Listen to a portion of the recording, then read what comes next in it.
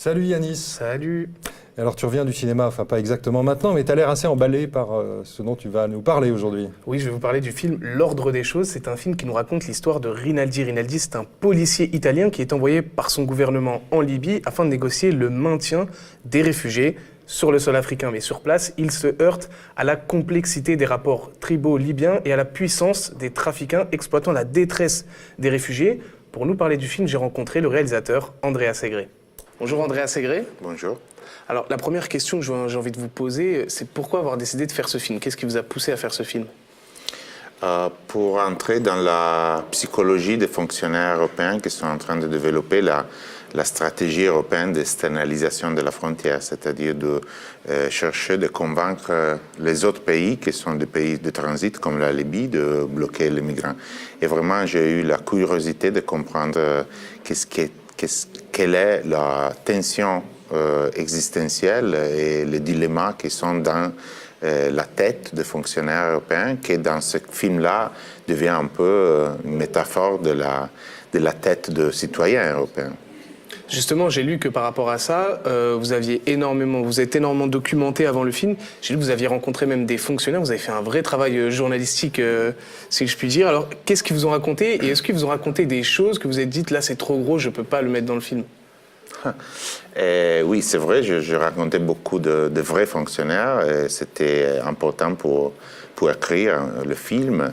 Aussi, c'était pas trop facile de le rencontrer parce qu'officiellement, on n'a pas eu l'autorisation à le rencontrer. Et la chose la plus importante qu'il m'a raconté et qui m'a vraiment touché, c'était que pour faire ce travail, c'est important de ne connaître pas les êtres humains que tu dois arrêter. C'est-à-dire de considérer les autres comme des nombres et de n'avoir pas la possibilité de ne vivre par les risques de le connaître comme des êtres humains. Et ça, d'un point de vue narratif, pas seulement politique, est très intéressant. Finalmente Rinaldi, benvenuto a Tripoli. Ciao Cogliazzi, come stai?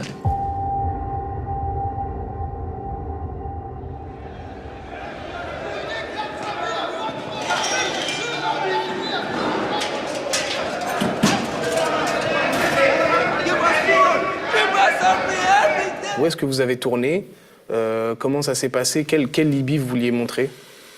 Le film est complètement faux et complètement vrai. C'est-à-dire que le film était toute la situation libyenne était reconstruite, toutes les situations du pouvoir politique, parce qu'il y a aussi des scènes qui se déroulent dans le ministère de l'Intérieur en Italie. Et toute cette scène ont été reconstruite, c'est-à-dire c'est une mise en scène, parce que ce n'était pas possible de tourner dans le ministère de l'Intérieur ou dans les centres de détention en Libye ou dans les maisons de miliciens libyens. Et on a travaillé avec des Libyens qui sont venus en Italie pour travailler avec nous et après aussi avec des migrants africains qui sont en Italie, mais qui ont fait le voyage en Libye et qui ont vécu les conditions de détention et les conditions de vie dans les situations de détention en Libye. Et ils ont choisi de montrer dans les films les choses qu'ils ont vécues. It's Africa, you know? Have you been in Africa before? Yes.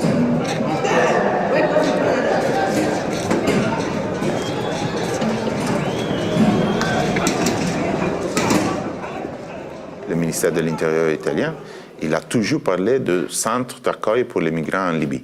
Et ça, c'est l'idée que la majorité des gens en Europe peuvent avoir, non? C'est-à-dire, si nous n'arrivons pas à gérer la situation ici parce qu'il y a trop de gens qui arrivent, ça c'est la rhétorique.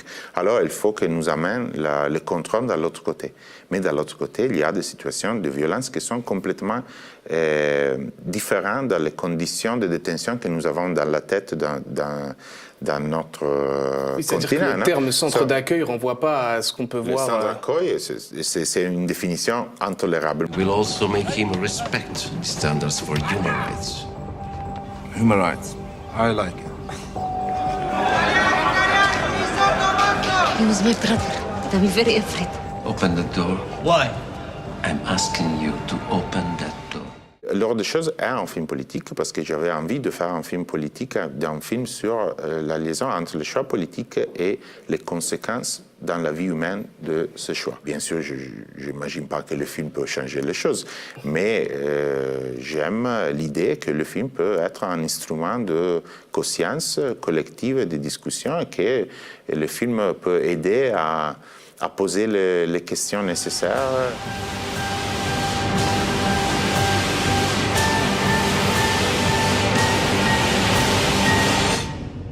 We are drinking Chilean wine in a Libyan house with a French friend. While we're trying to stop Africans from going to Italy. What a crazy world.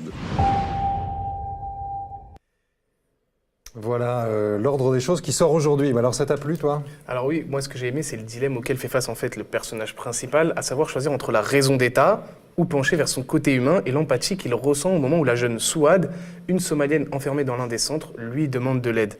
Le film vous met à nu en fait face à la responsabilité européenne et la volonté d'empêcher les migrants de traverser la Méditerranée. En gros, la question qui est posée, est-ce que la tranquillité de l'Europe vaut-elle la misère des exilés? Pour la réalisation, il y a une phrase qui pour moi résume le film, je l'ai piqué en fait dans le magazine Positif, voilà, je vous le dis. Bonne référence. Voilà, et qui dit que le film est tourné avec la rigueur d'une enquête journalistique et la conscience humaniste d'un documentaire, ce qui est totalement le cas. Enfin, il faut savoir qu'en Italie, le film il a fait énormément de bruit, puisqu'il a été projeté à la Mostra de Venise, mais aussi au Sénat italien et au Parlement européen. Le réalisateur nous a même confié avoir été reçu par le ministre intérieur de l'Italie pour parler de ce sujet, donc sur cette question des conséquences de la politique européenne face aux réfugiés.